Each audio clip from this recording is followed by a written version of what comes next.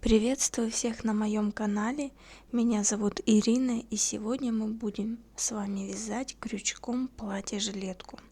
Это очень удобное, комфортное, простое в исполнении платье. Я уверена, придется вам по душе, и вы будете носить его с удовольствием. Связать такое платье-жилетку можно абсолютно из любой пряжи. Главное быть уверенным в том, что изделие после стирки и в процессе носки не вытянется. Я рекомендую пряжу Пехорка Австралийский Меринос. Она себя отлично зарекомендовала. Она теплая, не дает катышков, не пеленгуется и ведет себя после стирки и в процессе носки отлично. Еще раз напомню, если вы будете вязать из другой пряжи, провязывайте образцы и делайте расчеты самостоятельно. Итак, желаю всем творческого настроения и успеха, и давайте начинать.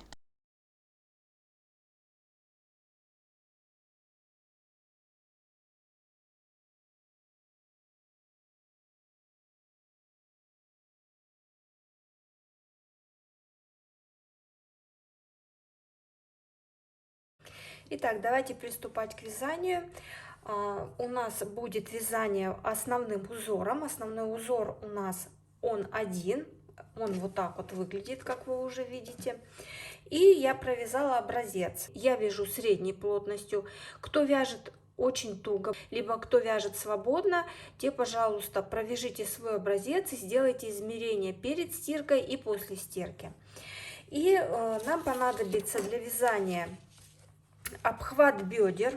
Это единственная основная мерка, которая нам понадобится. Я вам рекомендую измерить обхват бедер.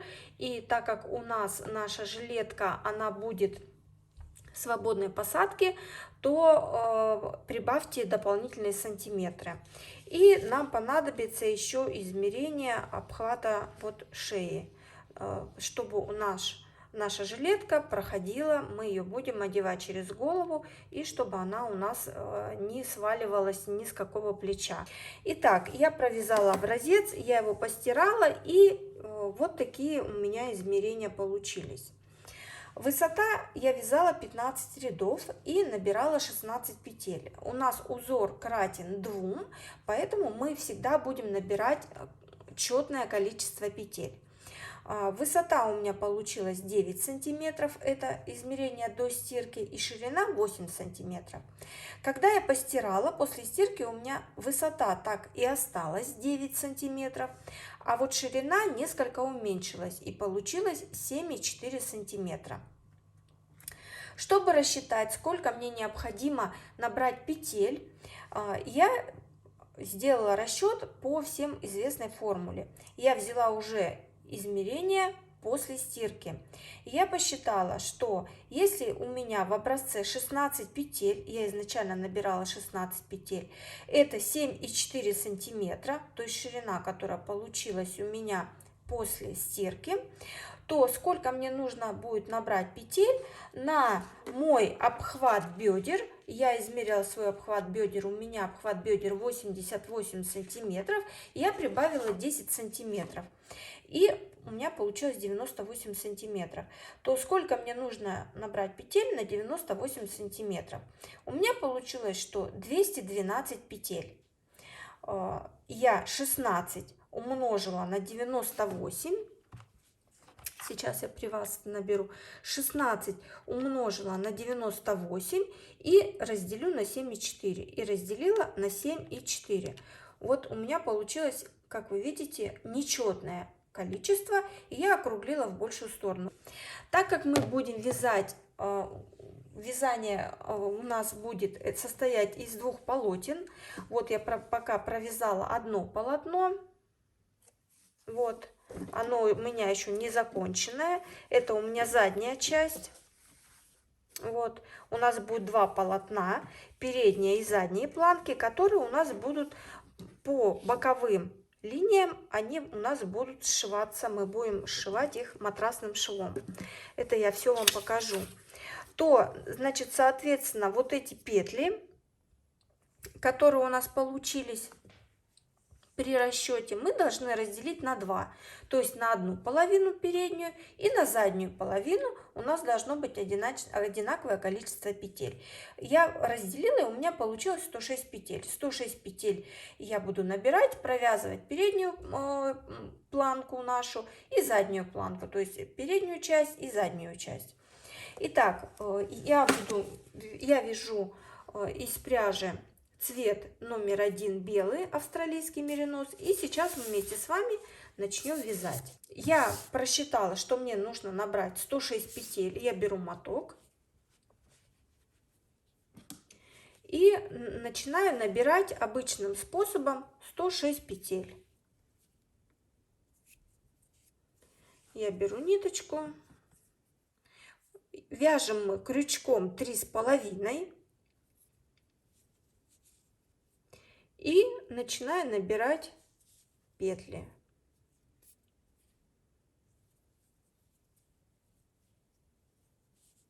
Первая, вторая, третья, четвертая, пятая, шестая, седьмая, восьмая, девятая, десятая и так далее. Я набираю свои 106 петель.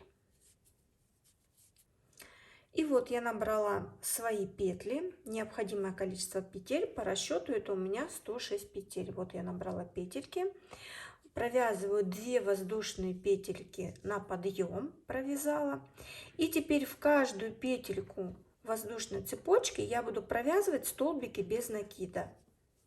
По всей цепочке, вот у нас первый ряд, на передней и задней планке мы также наберем вот эти количество петель, которые у вас получились при расчете. И первый ряд мы будем всегда провязывать столбиками без накида. Провязываем по цепочке воздушных петелек до конца. И вот я провязала свои петли. И сейчас мы начинаем вязать. Ряд мы всегда начинаем с одной петли подъема. Всегда начало ряда у нас 1 петля подъема. Всегда мы будем вязать поворотными рядами. И запомните, в начале ряда всегда 1 воздушная петелька подъема. Провязали 1 воздушную петельку подъема. И начинаем провязывать в первую петельку столбик без накида. Всегда начинаем ряд именно таким образом. 1 воздушная петля, и в первую петельку предыдущего ряда провязываем столбик без накида. В следующую петлю столбик с накидом. В следующую петельку столбик без накида. В следующую столбик с накидом. И мы таким образом чередуем. В следующую петельку столбик без накида, в следующую столбик с 1 накидом.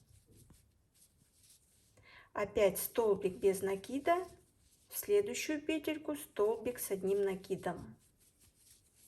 В следующую петлю столбик без накида, накид на крючок, в следующую петельку столбик с 1 накидом. Опять столбик без накида, в следующую петельку накид на крючок, и в следующую петлю вяжем столбик с 1 накидом.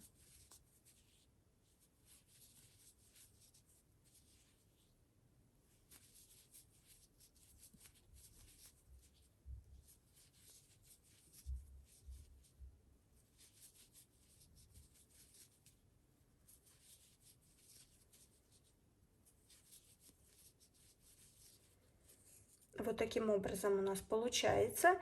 И мы провязываем, такое делаем чередование, столбик с накидом, столбик без накида, до конца ряда провязываем.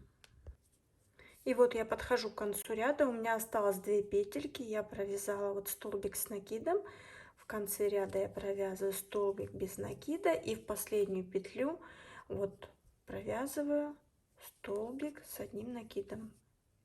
То есть ряд у нас заканчивается столбиком с 1 накидом. И как я говорила, каждый ряд мы начинаем с 1 воздушной петельки подъема. Мы провязали ряд, закончили первый, 1 воздушная петля подъема, разворачиваем вязание, и всегда мы начинаем ряд столбиком без накида. Провязали столбик без накида. Далее опять мы чередуем столбик с одним накидом. И у нас получается, так как мы развернули вязание и вяжем в обратном направлении, мы закончили ряд столбиком с одним накидом, развернули вязание и в него провязали столбик без накида. Далее у нас, если бы мы перевернули, предпоследний столбик у нас был столбик без накида, мы развернули вязание и в столбик без накида предыдущего ряда, перевернутым мы развернули вязание, мы провязываем столбик с накидом. И поэтому у нас сейчас получится чередование. Вот за счет этого у нас получается вот такой красивый узор.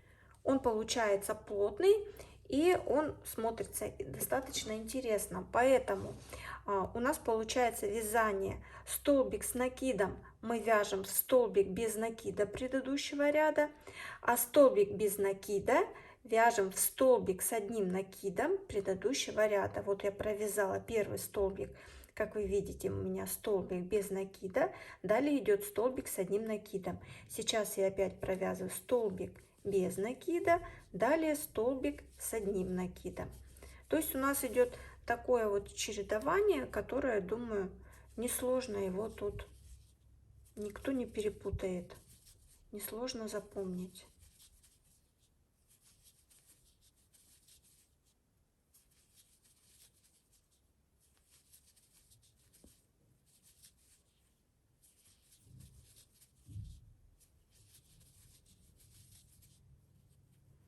Вот петелька у нас.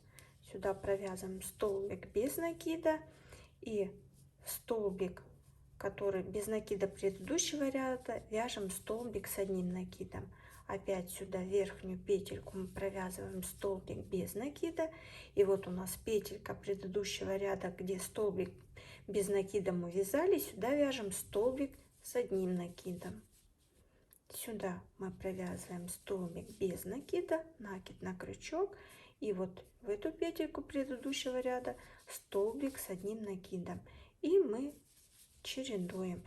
И вот если посмотрите, если присмотреться, то можно увидеть вот один короткий столбик, один длинный, один короткий, один длинный. То есть столбик без накида, вот он, столбик с накидом, столбик без накида, столбик с накидом, без накида, с накидом. И мы таким образом провязываем до конца ряда.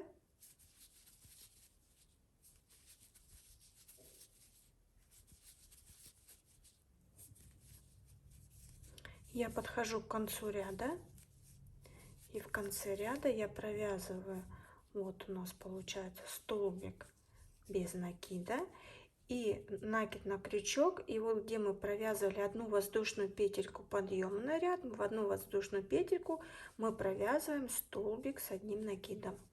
Провязали, и опять ряд мы начинаем с одной воздушной петельки, одна воздушная петелька, и так как мы последний столбик опять вязали столбик с одним накидом, мы опять разворачиваем вязание, в первую петельку провязываем столбик без накида. То есть ряд у нас всегда начинается с одной воздушной петельки, и первый столбик без накида мы вяжем в начале каждого ряда. То есть не перепутайте, не путайтесь в узоре, смотрите, чтобы у вас четко было чередование. То есть вот это чередование вы не должны потерять, оно у вас должно быть четко и правильно. То есть, может быть, вначале вы немножко попутаетесь, я тоже вначале немножко путалась. Но в дальнейшем у вас уже это все пойдет вязание на автомате. И таким образом мы вяжем необходимую нам высоту. И теперь мы должны определиться с тем, какой высоты у нас должна получиться наша жилетка. Вы опять же должны измерить либо по какому-то своему готовому изделию, любое взять изделие, тунику, платье или еще что-то, какая длина вам необходима, либо просто сделать измерение на себе. То есть от плеча, вот мы должны измерять от плечевого шва вниз. И записать эти сантиметры для себя. Так как у нас высота, вот в моем случае высота рядов, она у меня не изменилась, то высота у меня такая же останется после стирки. Говорю вам, обязательно тоже провязывайте образцы. Мы должны провязать условно переднюю планку до выреза. Вы должны определиться, откуда у вас будет начинаться вырез. А заднюю планку, она у нас будет доходить до плечевых швов. И здесь мы будем делать небольшой вырез для того, чтобы у нас была хорошая посадка, чтобы у нас наша жилетка, она не уходила ни взад, ни вперед. Поэтому вот я связала уже одну часть, я ее до конца не довязала. Это у меня задняя часть, я ниточку оставила. На заднюю часть вот у меня здесь, на мой рост, у меня ушло 2 мотка. Вот немножко ниточка осталась. И я вам буду в дальнейшем показывать, как мы будем провязывать заднюю часть, чтобы у нас она села хорошо по спинке. Но пока сейчас я начала вязать переднюю планку. То есть я провяжу переднюю планку до определенного выреза, где у нас вот такой вот треугольный вырез будет проходить. Мы довяжем, и я буду показывать, как мы будем делать убавки, и параллельно покажу, как мы на задней планочке будем делать вырез, который у нас будет ложиться на шею для комфортной посадки.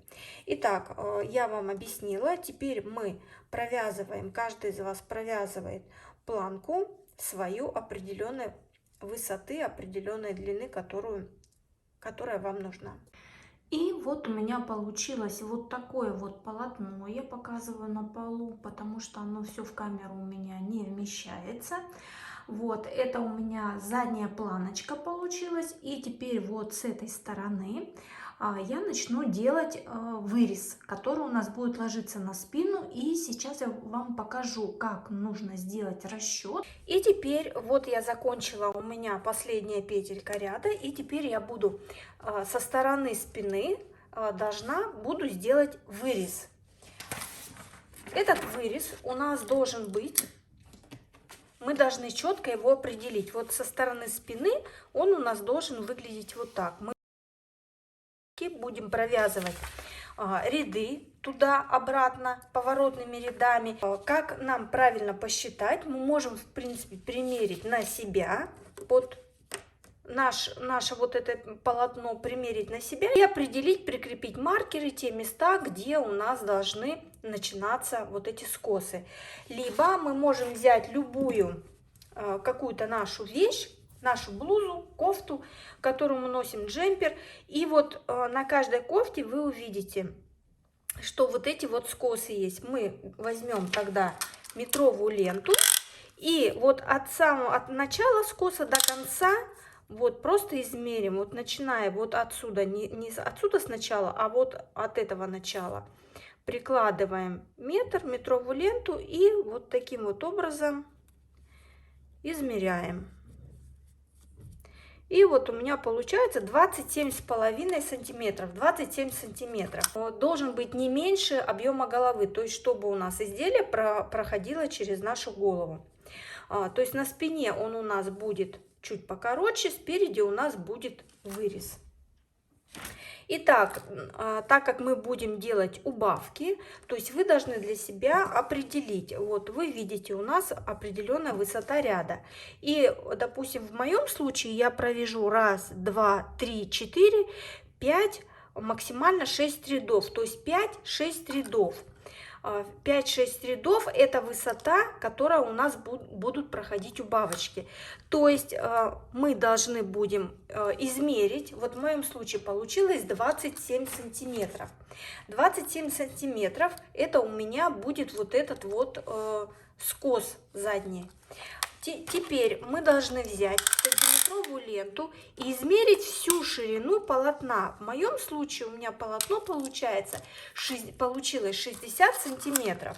Ну, так как я закладывала меньше, с учетом усадки, оно у меня получится те сантиметры, которые изначально я закладывала в свое изделие. Итак, у меня 60 сантиметров длина полотна, ширина полотна у меня 60 сантиметров. Мне здесь нужно, чтобы у меня было 27 сантиметров. 60 я отнимаю 27, у меня получается 33. Не совсем четное число, поэтому я оставлю 26 сантиметров. Вот именно на заднюю часть по кофте мне этого в принципе хватит. Я 60 сантиметров, это ширина моего полотна, 60 отнимаю 26, у меня получается 34. 34 это остается у меня вот на эти две оставшиеся части, так как 26 у меня вот эта ширина должна быть, которая у меня на шею сзади будет ложиться, а остальные 34 у меня пойдут на плечи. Значит, 34 эта сторона плюс эта сторона. Я должна 34 разделить на 2, и по 17 сантиметров у меня должно быть с каждой стороны. Поэтому я сейчас прикреплю маркеры. Это маркеры я прикрепила условно, чтобы вы понимали, как мы должны маркеры прикреплять. И я сейчас измерю по 17 сантиметров с каждой стороны. Вот я измеряю от начала, вот 17 сантиметров. Прикрепляю маркер. Прикрепляю маркер и сразу просчитываю петли, потому что у нас узор кратен 2, он четный, и, соответственно, петли должны быть тоже кратны 2. И считаю. 1, 2, 3, 4, 5, 6, 7, 8, 9, 10, 11, 12, 13, 14, 15, 16, 17, 18, 19, 20, 21, 22, 23, 24, 25, 26, 27, 28, 29, 30. 30, если мы разделим на 2, у нас получается как раз ровно. У нас получается 15 рапортов. У нас все четко. Теперь мы с другой стороны точно так же. Я отмечаю 30 петель. Можно отмерять метром, можно посчитать. Я считаю. 1, 2, 3, 4, 5, 6, 7, 8, 9, 10, на 30-ю петельку я прикрепляю маркер. Вот. Вот так вот у меня получается. Я маркерами отметила те места, где у нас будут начинаться моя ширина плечевого, которая ложится на шею. То есть эти плечевые скосы я буду вязать, которые у меня пойдут на плечи. Итак, всю метровую ленту мы убираем. Все ненужное мы убираем и начинаем вязать. И вот у меня здесь закончилась ниточка. Сейчас я присоединю новую нить. Присоединяю я самым обычным способом, и узелок никогда у меня не развязывается. Мы берем одну ниточку, кладем ее в одну сторону, она смотрит, а другая ниточка смотрит в другую сторону. Теперь мы эту ниточку завязываем вокруг этой, а эту ниточку завязываем вокруг этой. Беру сначала эту ниточку и завязываю узелок вокруг вот этой.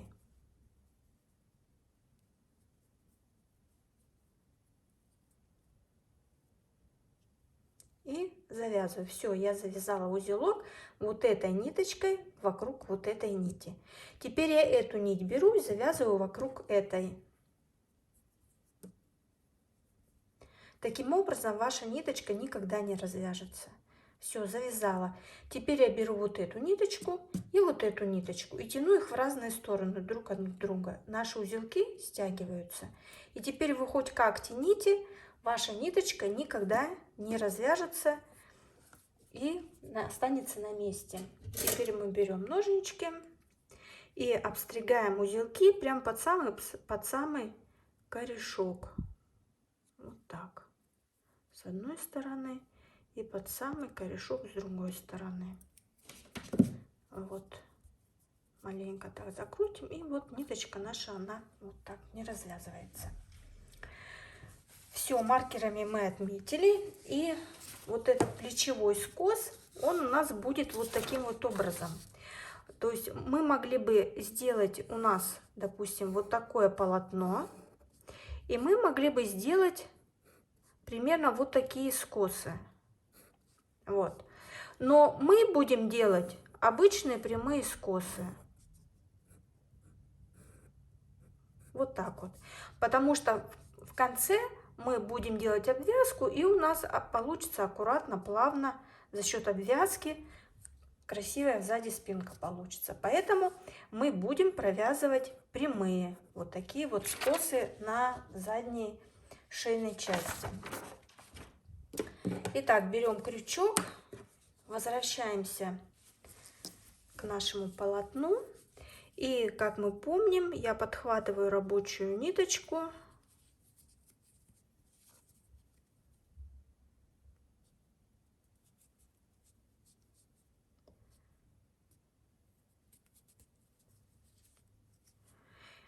И мы каждый ряд начинаем с одной воздушной петельки. Провязали воздушную петлю и начинаем каждый ряд со столбика без накида. Провязали столбик без накида, далее накид на крючок, в следующую петельку столбик с одним накидом. Далее столбик без накида, столбик с одним накидом. Столбик без накида, столбик с одним накидом. И мы так вяжем до маркера.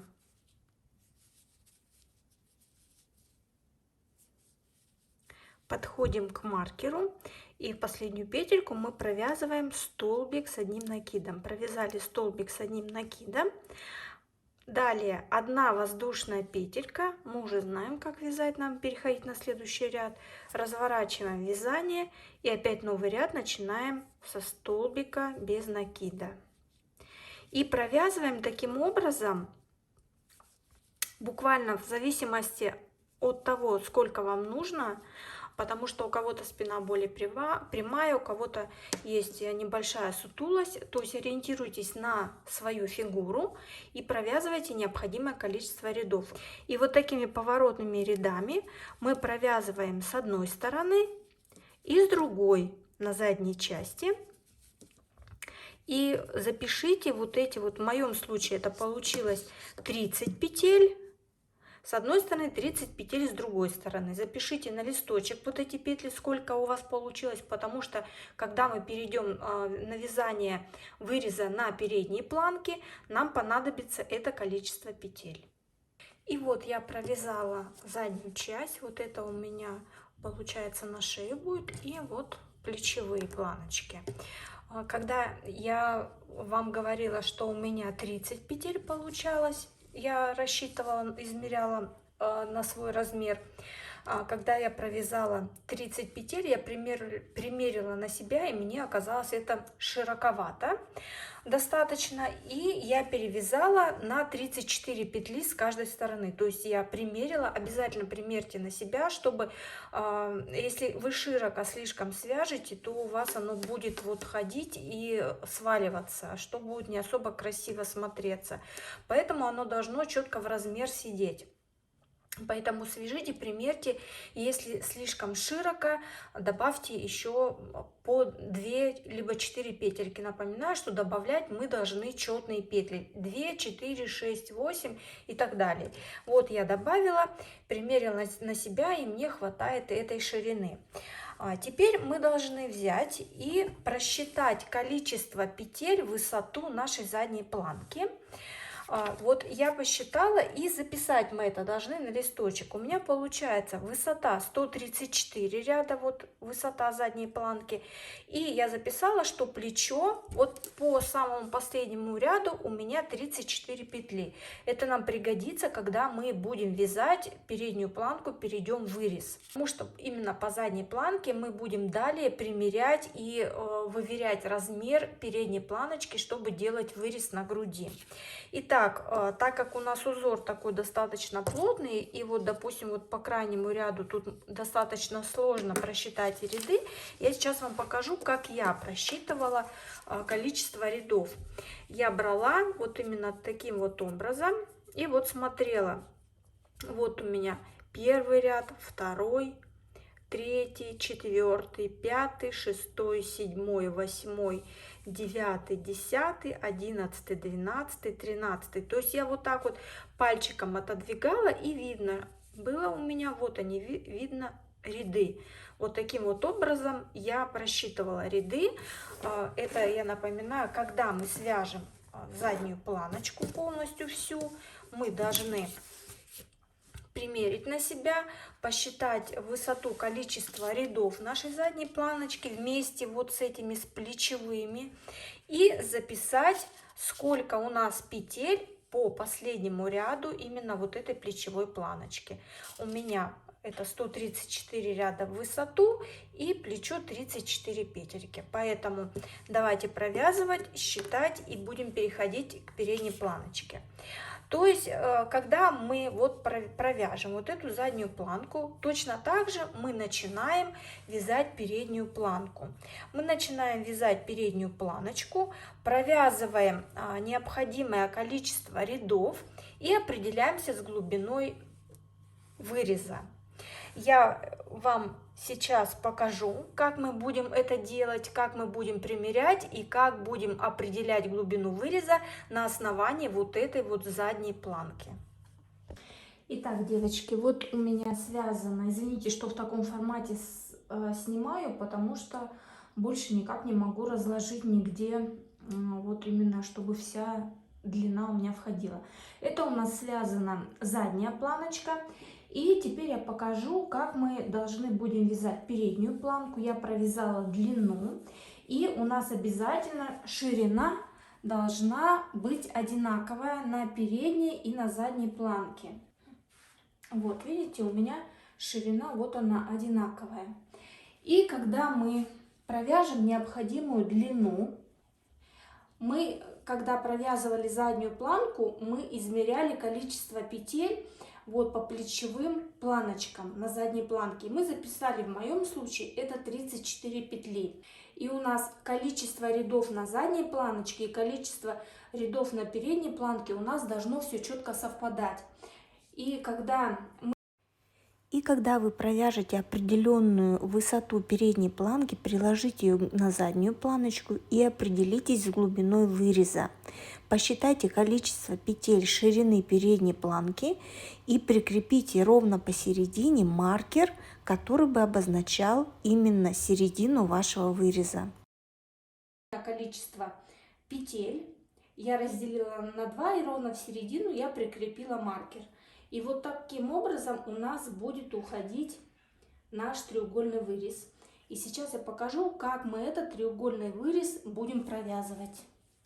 И вот наши планочки. Это задняя планка, которую мы с вами уже провязали. Сделали вот этот плечевой шейный вырез, который у нас проходит сзади. Теперь, когда мы будем вязать переднюю планку, во-первых, мы ее вяжем и, соответственно, прикладываем уже к задней нашей планочке и определяем глубину выреза. Сильно глубокий вырез я не рекомендую делать, но это опять же все на ваше усмотрение. У нас должно быть в конечном итоге те же самые ряды, количество рядов, которые мы провязали на задней планке. И сразу обращаю внимание, что вот по последнему ряду, вот я прикладываю, я просчитывала, и у меня здесь точно так же 34 петельки. Вот они четко, ровно у меня эти 34 петли отходят, потому что когда мы будем соединять переднюю и заднюю планочки, у нас должно быть четко по количеству петель все отходить. Итак, вы для себя определяете вырез треугольный. Если из вас кто-то не хочет треугольный вырез, вы можете провязать на передней планке вырез точно так же, как мы вязали на задней планочке. У вас он будет точно такой же, более будет и шейку, и грудь закрывать. И, может быть, кому-то так будет комфортно, так тоже можно связать. Но в моем случае это треугольный вырез, и мы его будем вязать. Итак, сейчас я покажу схему. Схема убавок у нас будет, по которой мы будем провязывать этот вырез. И количество рядов, как нам сделать правильно и как нам подвести по конечному ряду, чтобы получить вот эти свои петли. У вас тут должно получиться свои петельки. Я вам говорила, чтобы вы, когда провязали заднюю планочку, вы примерили на себя и определили, что вот эта глубина вот этого выреза задней планки, она вам комфортна, она не слишком широкая, и вы записали петли по последнему ряду. Итак, давайте будем переходить к вязанию выреза и к подсчету рядов. И когда я прикладывала переднюю планочку к задней, я для себя определила, что вот у меня здесь серединка, и я сбоку прикрепила маркер. Просчитала количество рядов, это у меня получился 106 ряд. И я для себя записываю, чтобы мне не забыть, что у меня маркер стоит 106 ряд, маркер. И теперь для чего мы это пишем, для чего нам это нужно? Схема вязания убавок.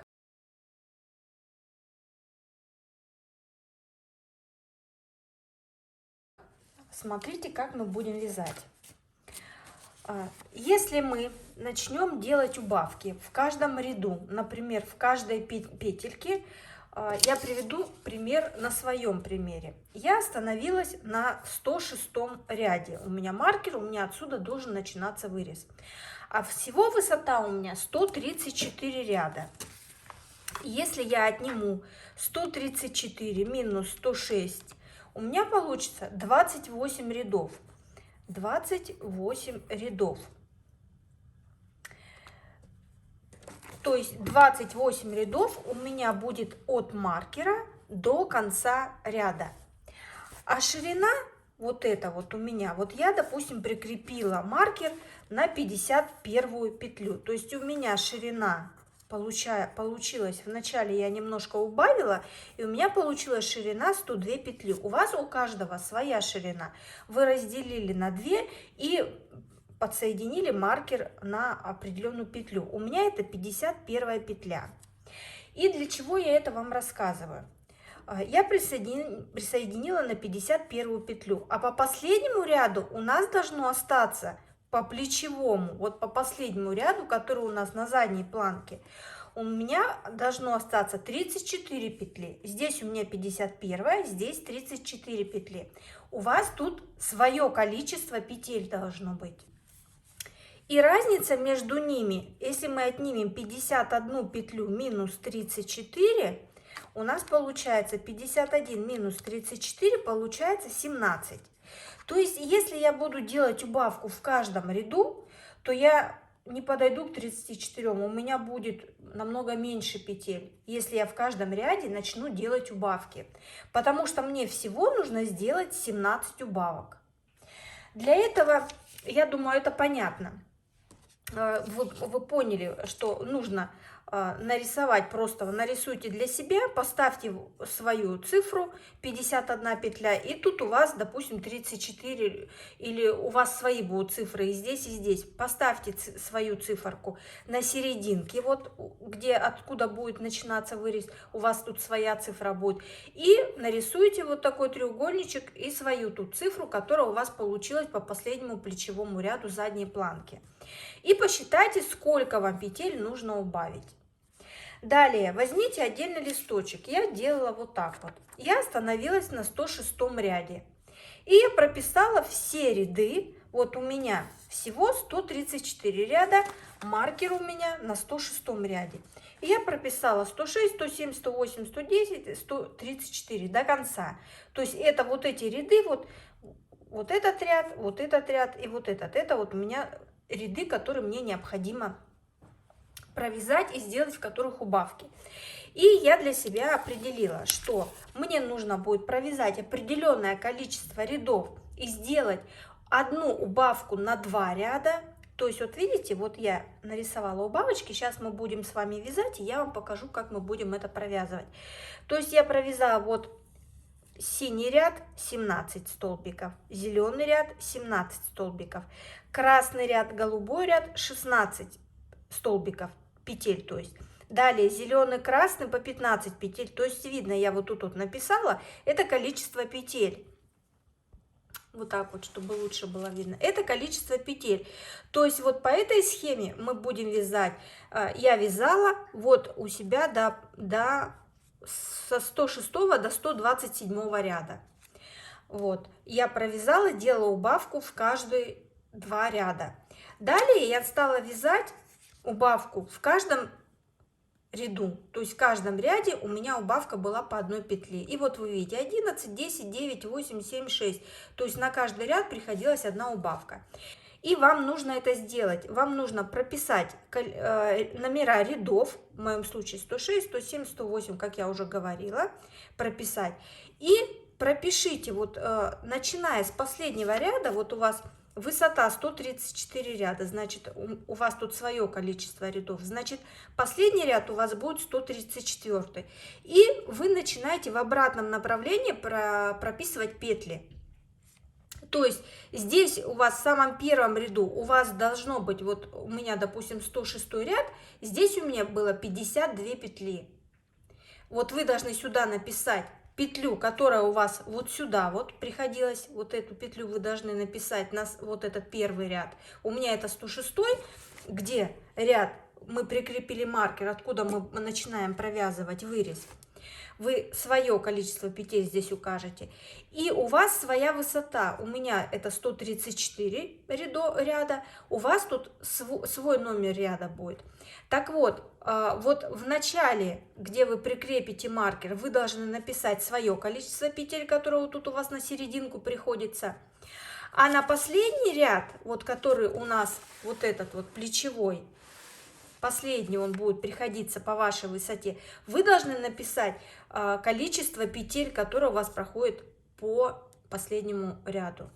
Вот. И когда вы вот это напишите, пропишите, вот в моем случае получилось 1, 2, 3, 4, 5, 6, 7, 7 рядов, чтобы убавка была в каждом ряду. То есть вот 34, 35, 36, 37, 38, 39, 40. То есть здесь мы будем убавлять в каждом ряде по одной петле.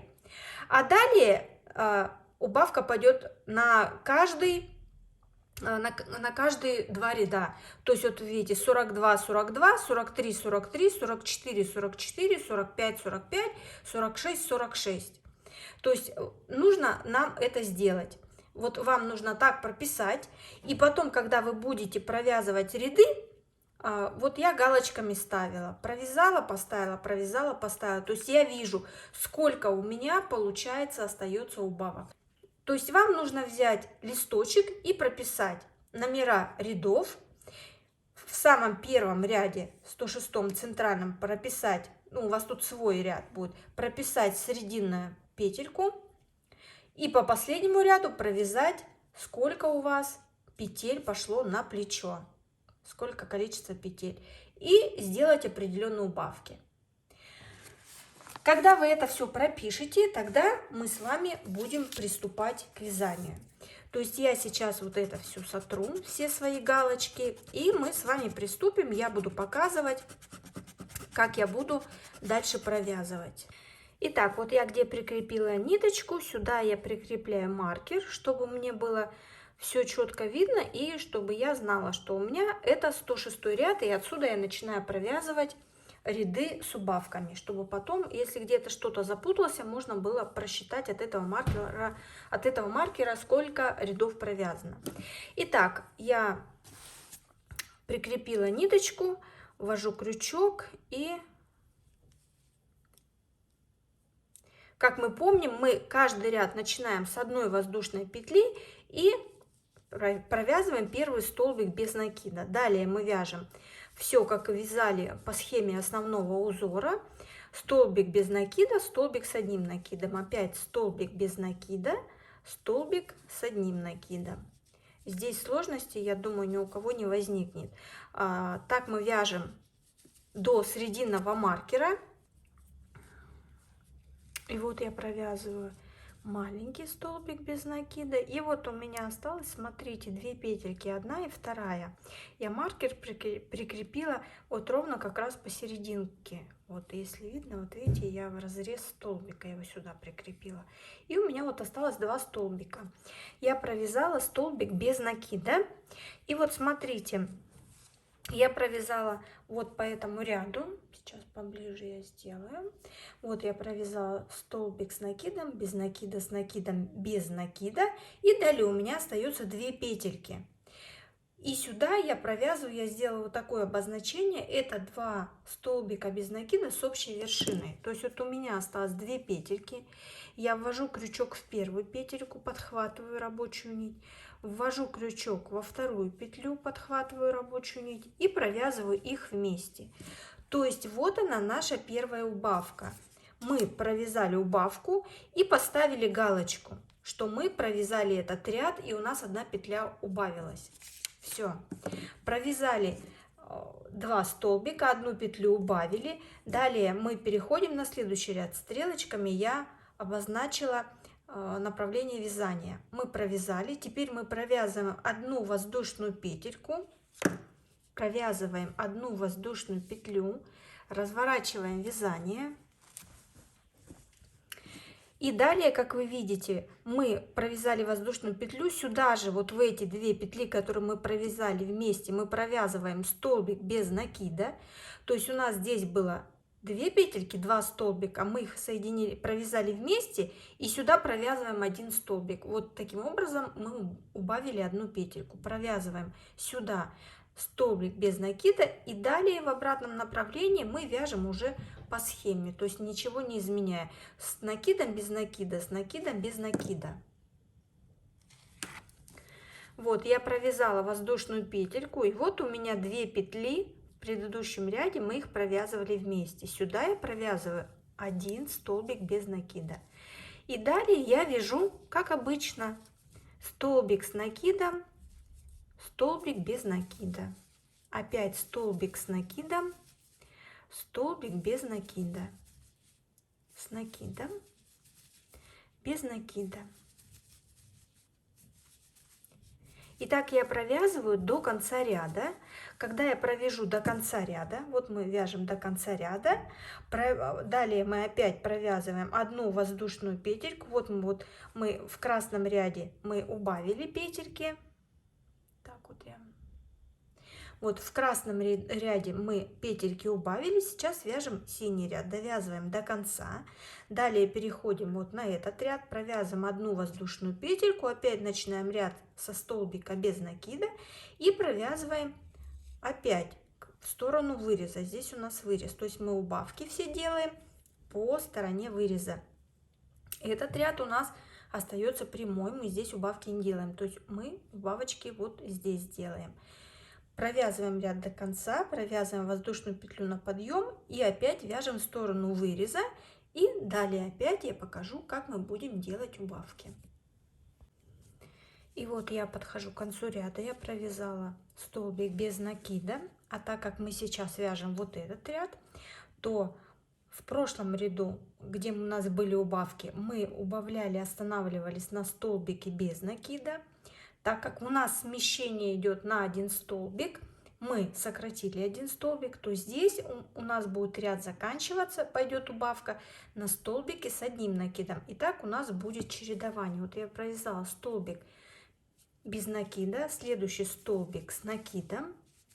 И вот смотрите, вот у меня получается вот еще 1 петелька рядом, а это вот уже видите, вот тут вот петелька подъема, и здесь у меня уже убавка была, которая мы сократили на 1 петлю в предыдущем ряде, то есть через ряд у нас убавочка была.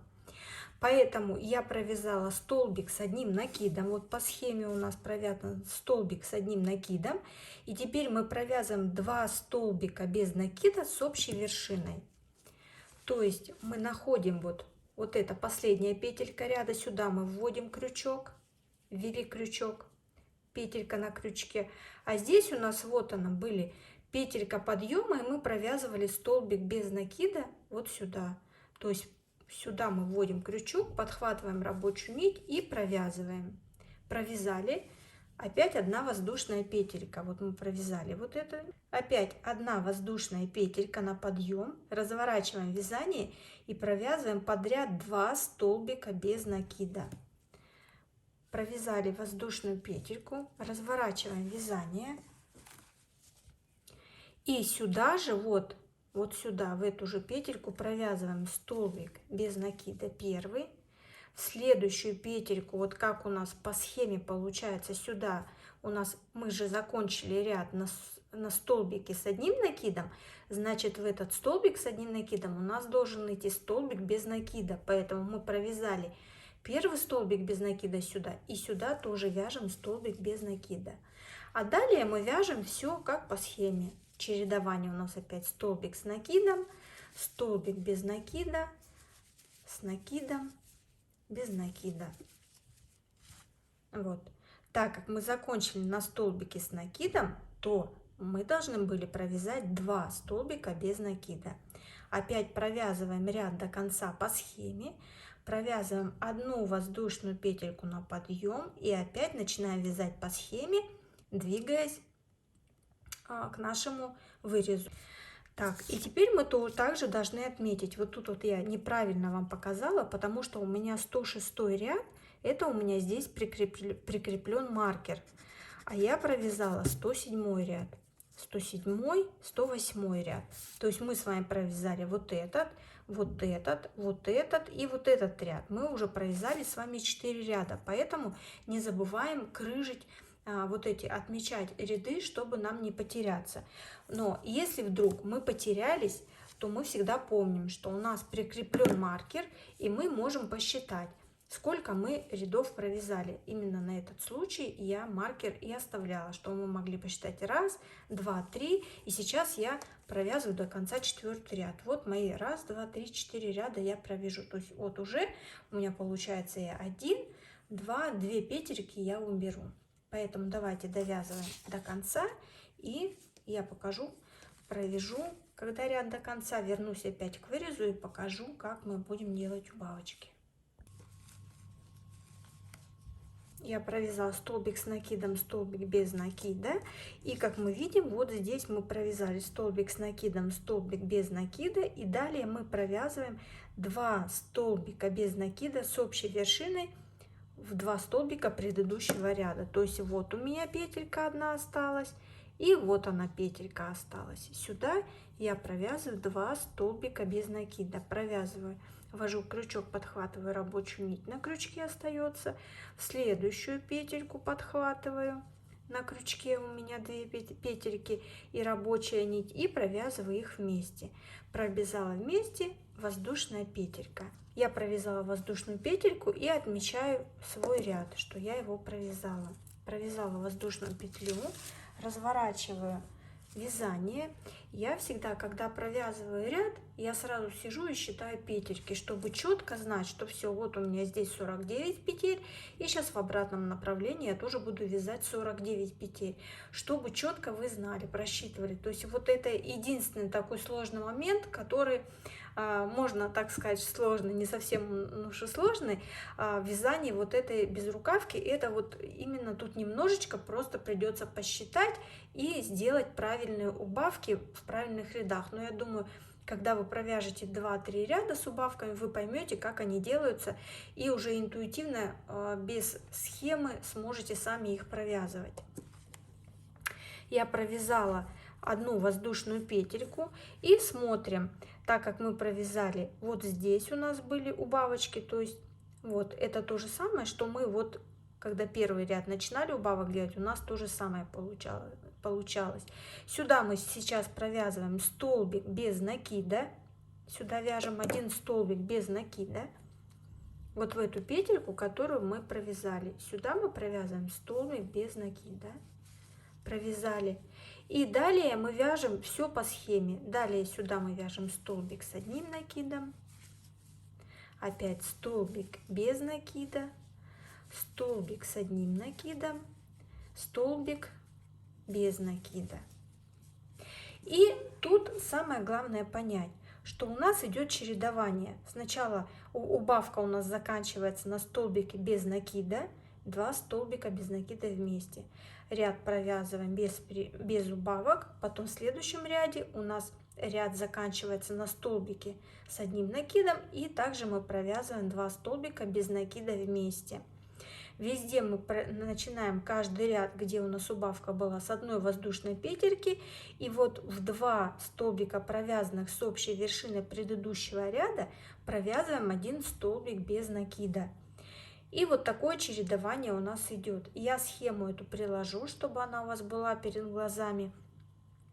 И вы сможете по схеме вот так, если кому удобно, ориентироваться. Если нет, я ссылочки оставлю. Убавка первого ряда. Первый ряд я буду подразумевать, это вот этот вот ряд, который именно вот эта вот убавка. Убавка первого ряда, потом через ряд я назову убавка второго ряда, и через ряд убавка третьего ряда. Он будет вязаться так же, как первый. Я думаю, вам будет так удобно, если кому нужно будет именно смотреть так, как я вяжу.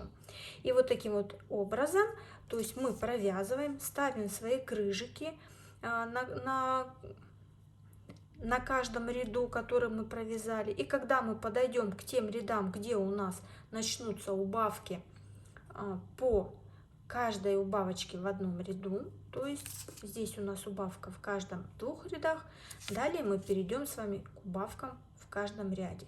Когда я до этого дойду, до своих рядов, вы тоже провязываете свои ряды.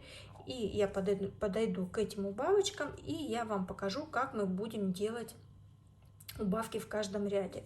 Здесь я немножечко ошиблась, неправильно написала. Вот, ну, вы не обращайте внимания, все верно, я просто тут описалась, можно так сказать. Поэтому давайте провяжем необходимое количество рядов с убавками, с одной убавкой на 2 ряда. И далее я буду показывать, как мы будем делать убавки в каждом ряде. И вот таким образом у меня получается, это у меня часть уже провязана, эту я провязала не до конца. И я дошла до тех рядов, где мне нужно делать убавку в каждом ряде. И как мы теперь будем делать убавки? Когда мы делали убавки, одну убавку на 2 ряда, мы провязывали 2 столбика без накида с общей вершины, потом провязывали воздушную петельку, вязали столбик без накида, столбик с накидом, и следующий ряд мы вязали без каких-либо изменений. Сейчас же мы будем вязать, вот посмотрите, мы провяжем в конце ряда также 2 столбика без накида с общей вершиной, воздушную петельку, и в начале ряда мы точно так же будем делать убавку. Убавки у нас будут везде состоять, будем провязывать в конце ряда, где у нас вот идет вырез. И в начале этого же ряда мы будем провязывать 2 столбика без накида с общей вершиной. И в конце ряда, и в начале ряда всегда у нас будет убавка, столбики без накида, 2 с общей вершиной провязанные вместе. Итак, как мы будем вязать? Напоминаю, что когда мы провязываем ряды, мы всегда вот именно вот этот наш вырез, который мы вяжем, вот этот, именно в этом месте. Тут очень важно, чтобы у нас вырез получился одинаковый, очень важно просчитывать вот эти петли, когда мы вяжем, туда-обратно просчитывать, чтобы у нас получалось одинаковое количество петель. То есть, если мы вяжем, у нас мы должны вот в эту сторону провязать, например, 43 петли. Мы считаем, провязываем и считаем, провязываем и считаем. В одну сторону довязали, провязали, в обратную сторону пошли и опять просчитываем, чтобы у нас нигде никакая петелька не ушла. Если вы где-то пропустили одну петлю, потом в конечном итоге у вас получится вырез не совсем ровный, поэтому тут очень важно просчитывать эти петельки. Так, теперь мы начинаем делать убавки в каждом ряде. И теперь давайте будем провязывать вместе. По моим подсчетам у меня сейчас должно получиться 40 петель. Я теперь провяжу в эту сторону, я вяжу, у меня должно быть 40 петель. В обратную сторону я буду провязывать 39 петель, потом 38, 37, 36, 35, 34. И я подойду к своим петлям, которые, когда мы просчитывали, у меня было записано, что у меня 34 петли. У вас свое количество петель. И не забываем, что по последнему ряду мы должны подойти к петлям, которые мы записывали. И высота у нас должна быть и одной, и второй планочки. У нас она должна быть одинаковая. Просчитываем и не теряемся ни в петлях, ни в рядах. Итак, сейчас я буду вязать 40 петель. У вас свое количество петель. Начинаем мы, как обычно, с одной воздушной петельки подъема. Я разворачиваю вязание и начинаю провязывать и параллельно считать петельки.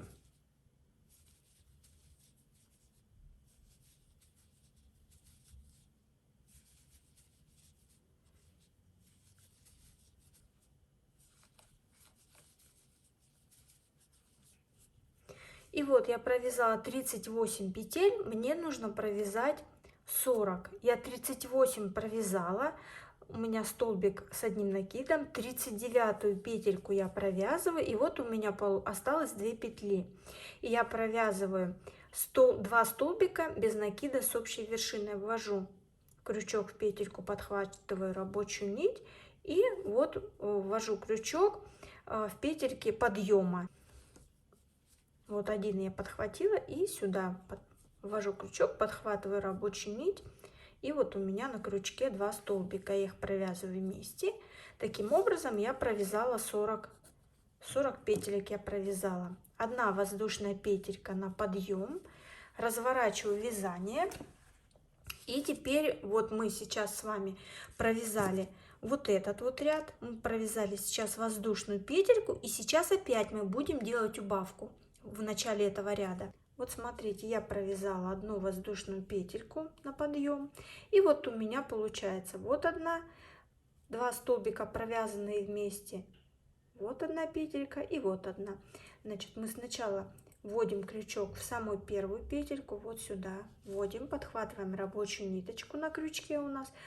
Теперь вводим вот в следующую петельку сюда, подхватываем рабочую ниточку. То есть мы опять из 2 петель мы делаем 1 петлю, провязываем вместе. Теперь у меня должно получиться сейчас 39 петелек. И вот мы сделали из 2 петель, мы сделали 1 петельку. Далее у меня идет столбик с 1 накидом, я провязываю столбик без накида, это 2 петля. И далее я вяжу по схеме столбик с накидом и опять столбик без накида. И вот так я просчитываю. В моем случае у меня должно получиться 39 петель. У вас тут свое количество петель должно получаться, но в любом случае нужно обязательно просчитывать эти петельки туда-обратно, когда вы вяжете. Сейчас я провяжу и опять покажу вам еще раз, как мы будем опять делать убавочки. Я сейчас довяжу ряд до конца, поверну 1 воздушную петельку, провяжу и начну вязать в обратном направлении. Опять подойду к нашему вырезу, к нашей убавочке, и еще раз с вами мы провяжем вот этот ряд, конец ряда и начало ряда. Еще раз мы с вами провяжем эти убавочки.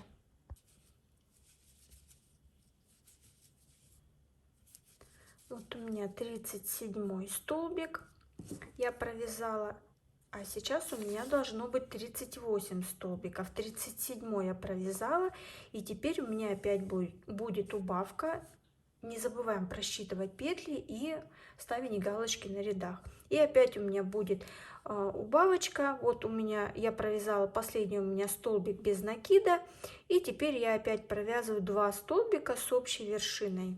Это у меня 37 столбик, я ввожу вот в предпоследнюю петельку, подхватываю рабочую ниточку и в последнюю петельку провязываю, протягиваю ниточку на крючке у меня.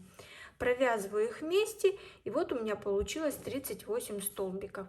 Я открыжила свой ряд, 38 петель, опять делаю накид, опять провязываю воздушную петельку, развернула вязание, и теперь опять в начале ряда я делаю убавку. Теперь у меня должно быть 37 петель. Я ввожу крючок вот в первую петельку, вот сюда ввожу крючок, подхватываю рабочую нить, оставляю на крючке, ввожу в следующую, вот в эту петельку, вот в эту, вот сюда ввожу, подхватываю рабочую нить, оставляю на крючке и провязываю их вместе. Таким образом из 2 я сделала 1.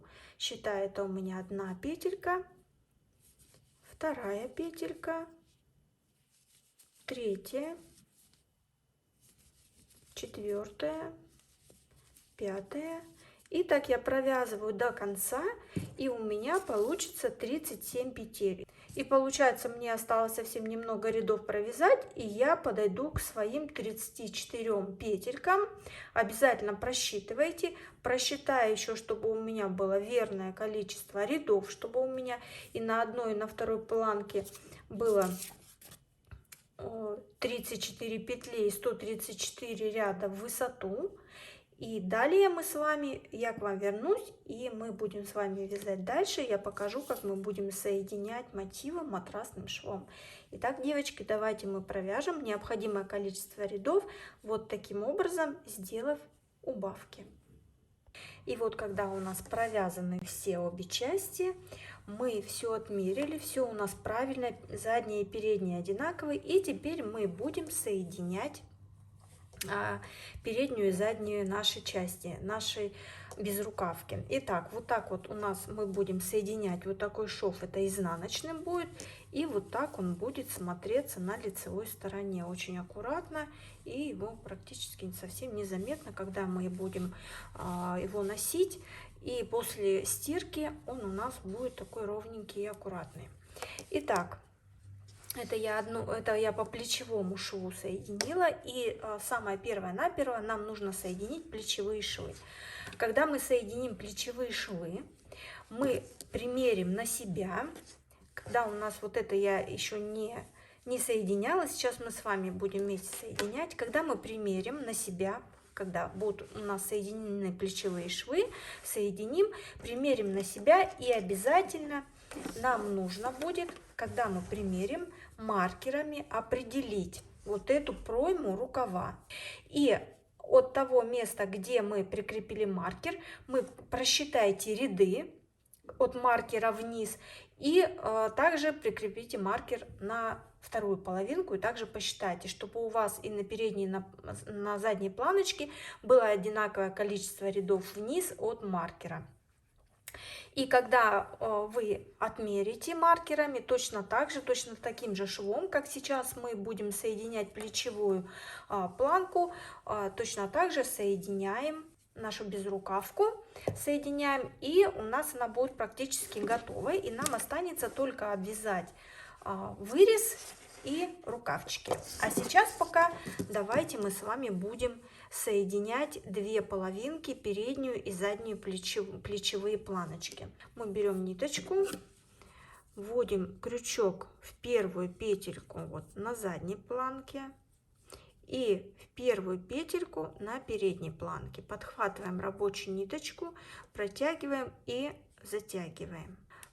Хвостик мы оставляем, и теперь мы будем соединять матрасным швом, вводя крючок вот в одну петельку одной планочки и в следующую петельку другой планочки. Ввели крючок, подхватили рабочую нить и протягиваем через петельку.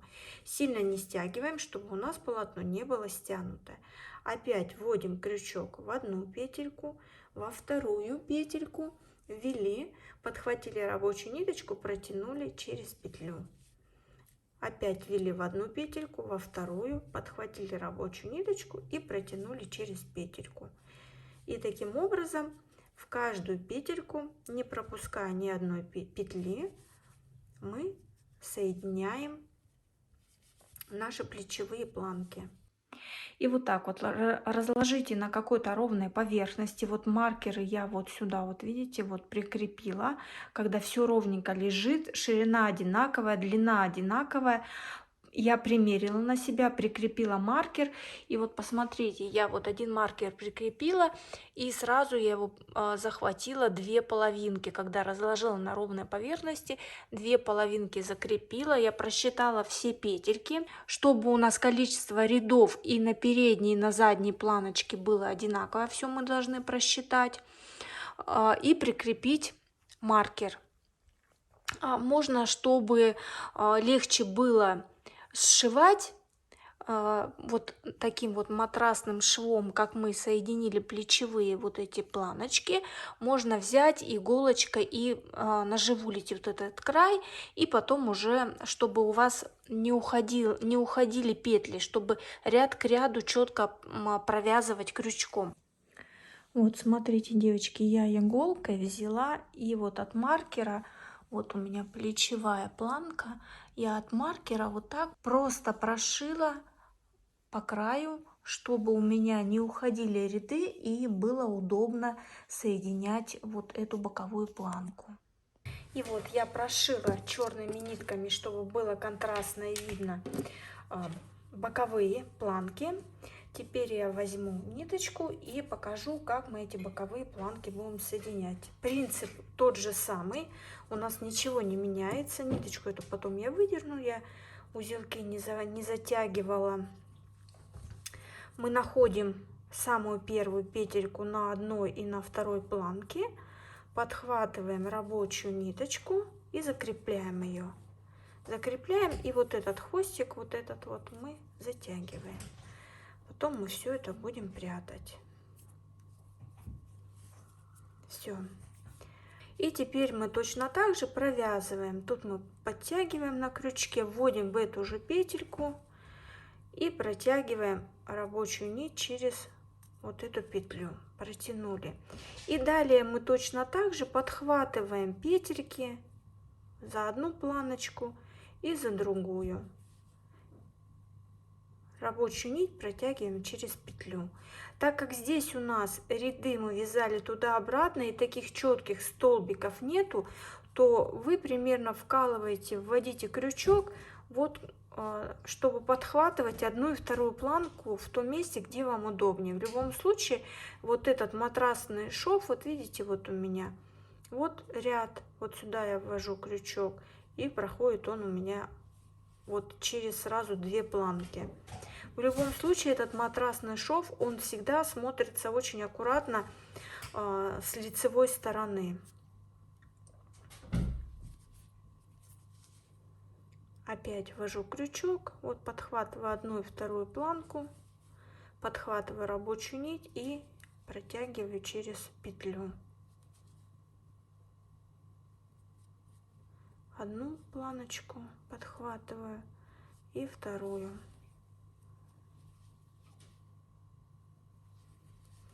Подхватываю одну планку, вторую и протягиваю ниточку.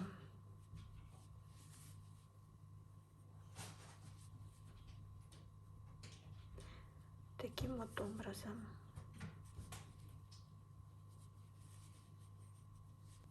Сильно мы не затягиваем, чтобы у нас не было стянутого полотна. И вот так у нас будет получаться это изнаночная сторона и лицевая сторона. Вот у нас шовчик вот такой аккуратный. Поэтому мы соединяем обе половинки, правую и левую сторону, до уровня рукава. И дальше будем с вами делать уже обвязку. И вот я соединила уже боковые швы, вывернула на лицевую сторону. И вот так у меня этот боковой шов выглядит на лицевой стороне. Вот так вот. И теперь мы перейдем с вами к обвязке. Вот мой рукав, к обвязке рукава. Обвязывать мы будем такой рельефной резиночкой, и она будет выглядеть вот так вот. Я уже обвязала один рукав, и вот вам хочу показать. Вот так вот она будет выглядеть. Здесь как раз очень удобен этот узор тем, что можно варьировать длину как на самом рукаве, так и можно варьировать длину самой нашей вот этой безрукавочки. То есть вот я по низу туники провязала вот буквально 2 ряда. Для тех, кто, допустим, связал тунику, и у него получилась она чуть коротковато, не такой длины, как хотелось бы, именно вот этим узором красиво можно довязать и дополнить длину до той, которая вам необходима. Итак, мы берем моток, и вот когда мы соединяли боковые планки, мы отрывали, у нас ниточка оставалась, и вот я к этой ниточке сейчас прикреплю рабочую нить. Мы начинаем провязывать первый ряд, мы вяжем полностью столбики с одним накидом. Вот у меня ниточка идет, она с той стороны. Я ввожу крючок в эту петельку, откуда, где у нас ниточка эта выходит, подхватываю рабочую ниточку и провязываю 3 воздушные петельки. 1, 2, 3. Здесь уже не важно, четные петельки у вас будут, нечетные. Четное количество петель будет или нечетное, тут не важно. Провязали 3 воздушные петельки и далее начинаем провязывать столбики с одним накидом. Провязывайте вот так, как вам удобно, чтобы сильно стянуто не было.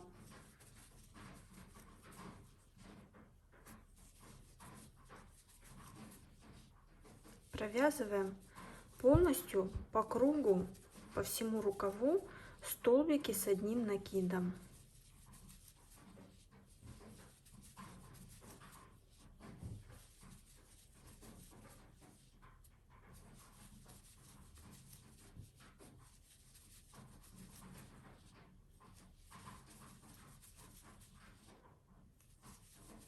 Что тут важно? Вот так мы должны провязать. Мы, когда начнем провязывать столбики с одним накидом, когда вы начнете провязывать первый рукав, обязательно посчитайте, сколько у вас столбиков здесь получилось. Потому что, и запишите на листочек. Вот я себе записала рукав обвязка, у меня 94 петли. То есть у меня 94 столбика плюс 3 воздушные петли подъема. У меня получилось четное количество петель. Но тут не суть важно, четно либо нечетно у вас получится. Главное, вы должны просчитать, и у вас должно получиться одинаковое количество вот этих петель, столбиков с одним накидом, на одном и на другом рукаве. Вот я подошла, по кругу провязала рукав столбиками с одним накидом, подошла вот к начальной цепочке с 3 воздушных петель, и теперь в третью воздушную петельку, вот третья воздушная петля подъема, вот она у меня, в третью воздушную петлю я соединительной петелькой соединяю. Соединила, провязала свои петли, столько, сколько у меня записано, я провязывала на первом рукавчике. И теперь опять следующий ряд мы начинаем с 3 воздушных петелек подъема. 1, 2, 3 воздушные петли подъема. И далее смотрите, как мы будем вязать. У нас будет чередование. Мы делаем накид на крючок. Вот у нас первый столбик. И мы крючок подводим под столбик. Вот так вот. Вот у нас крючок заходит. Завели крючок под столбик, подхватываем рабочую нить и провязываем столбик с одним накидом. Следующий столбик мы заведем крючок с другой стороны. Делаем накид на крючок, и вот с этой стороны, из-под низу заводим крючок, обхватываем столбик, подхватываем рабочую нить, протягиваем ее и провязываем столбик с одним накидом.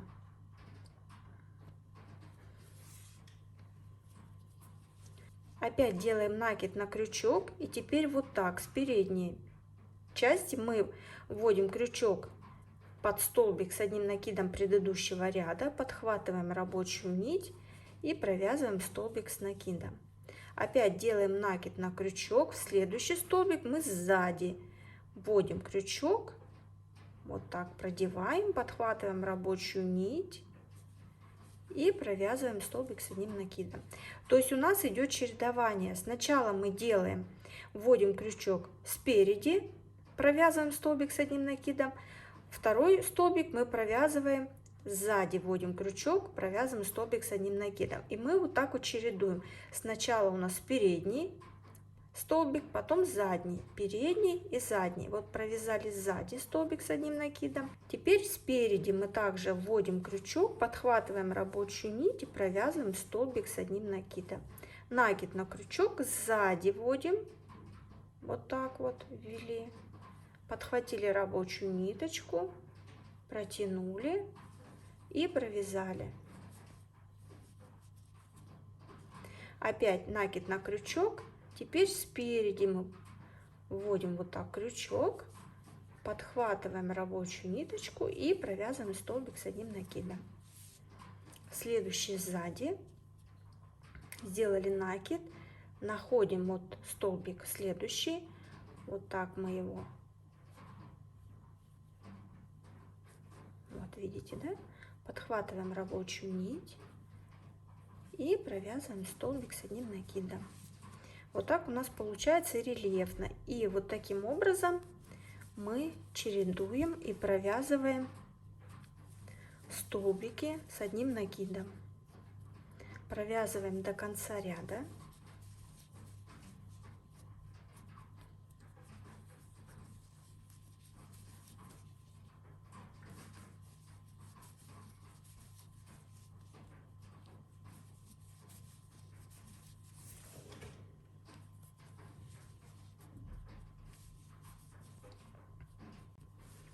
Провязываю последний столбик, и конец ряда мы завершаем соединительной петелькой в третью воздушную петлю подъема.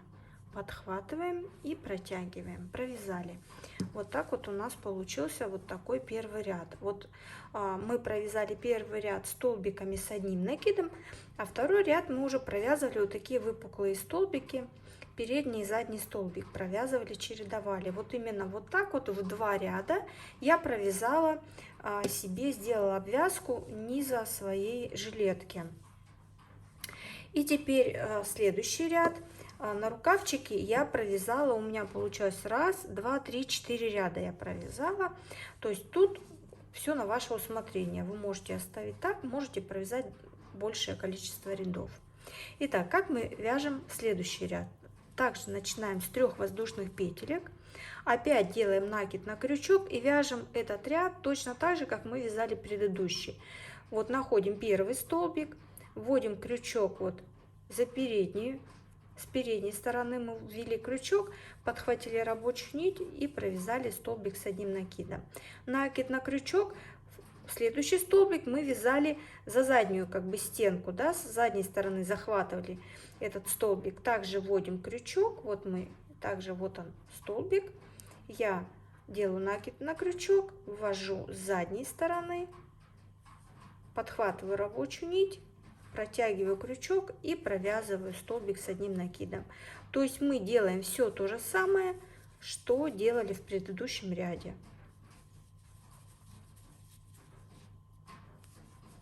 И так можно вязать сколько угодно рядов, сколько вы хотите провязать, чтобы у вас получилось.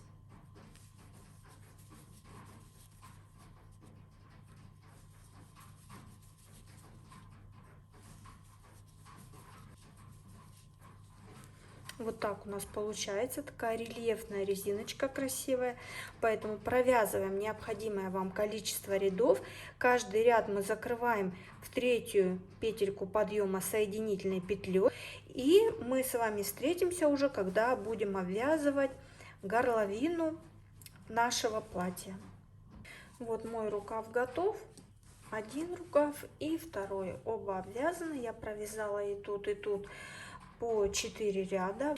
И теперь мы будем переходить к обвязыванию горловины. Вот я подсоединила рабочую ниточку, и теперь мы будем обвязывать. Сразу напомню, что мы обвязываем все по лицевой стороне. Я подсоединила ниточку, и смотрите, бывают такие моменты, когда, допустим, вот вы связали изделие, примеряете, вроде когда на себя сначала примерили, все хорошо, а когда вот уже изделие готово, вы примеряете, понимаете, что здесь вам несколько широковато.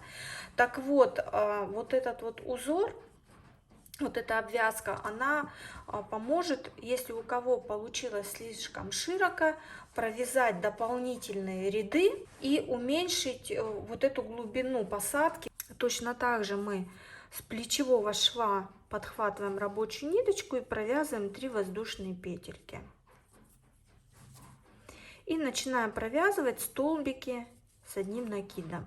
Точно так же, как мы провязывали и на рукавах.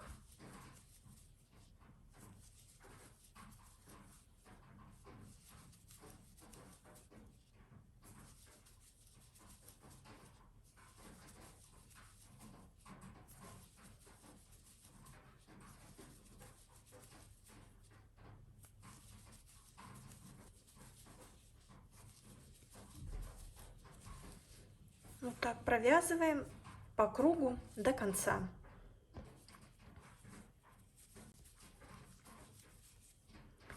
Вот я провязала по кругу, подхожу 3 воздушные петельки у меня в начале, и в 3-ю воздушную петельку соединительной петлей соединяю и закрываю. Все, мы провязали. Вот так у меня получилось. Сейчас я вам покажу. Вот так вот столбиками с одним накидом вот я провязала. Так как у меня вырез не слишком глубокий, мне сильно высоко делать не нужно, поэтому второй ряд я провяжу, и мне этого будет достаточно. Мы вяжем точно так же, как мы обвязывали рукава, у нас ничего не меняется. Я также начинаю с 3 воздушных петель, делаю накид на крючок, и первый столбик я вот подхватываю спереди и провязываю столбик с одним накидом. Провязала второй столбик, делала накид на крючок, завожу под низу и провязываю.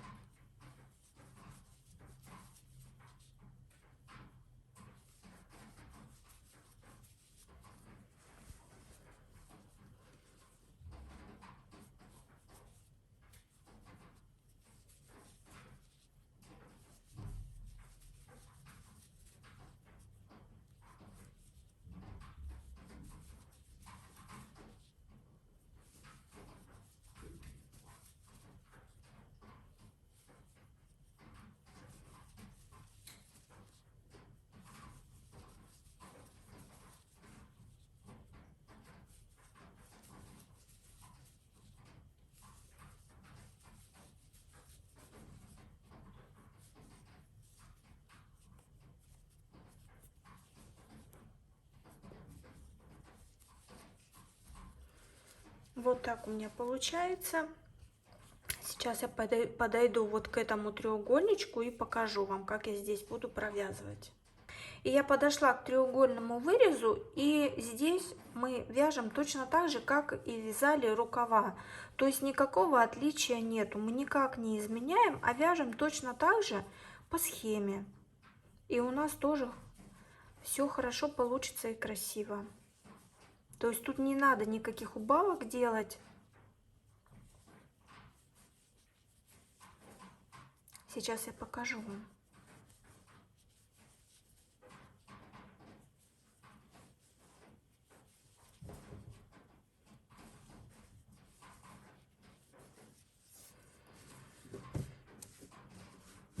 Вот, видите как? Смотрится хорошо и красиво и гармонично смотрится. Вот именно рукавчики так обвязаны, горловина так обвязана и низ изделия так обвязан. Вот обвязываем до конца. Провязываю последний столбик и соединяю в третью воздушную петельку. Затягиваю последнюю петельку, обрезаю ниточку,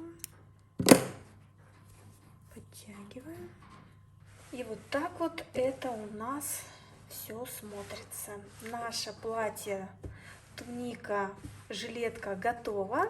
Осталось только взять крючок меньшего размера, спрятать ниточки и носить с удовольствием. Я надеюсь, вам было приятно со мной вязать. Поставьте, пожалуйста, мне лайк, мне будет очень приятно.